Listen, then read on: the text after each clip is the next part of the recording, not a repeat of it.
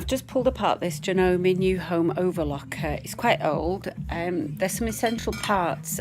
It was absolutely filled with gunk to the point where there was just built up of oil and fluff in all these components here. And the first indication was just to remove the base, and there was a huge build-up of fluff and gunk in there. So just all this was just absolutely solid, and I can see some that I've missed there, and you can see that absolutely disgusting filth in there. So I'll just go through that again, and it's just a case of getting some WD-40 on there. It's degreaser, loosens everything and just really cleans everything up.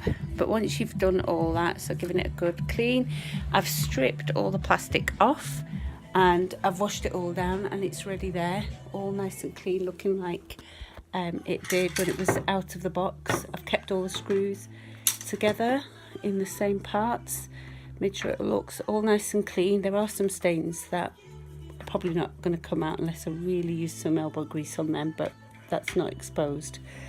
So give that a good clean, bring it all back together again. There are parts actually there which have got the deep grease, the thick grease that you need to leave in there.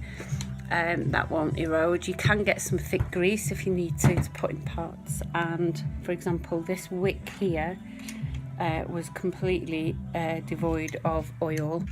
So just there's a hole at the top of the machine here on the plastic that drips into this little sponge here, and then feeds to the wicks here, which lead inside these channels to all the important parts of the machinery. So you need to make sure that your machine is oiled in the right parts, and use your manual to check which is in there.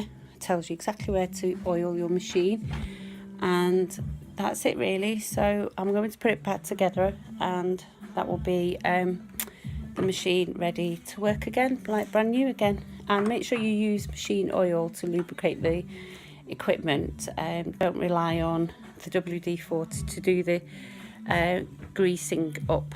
That's just really to break down all the nasty stuff that had built over time.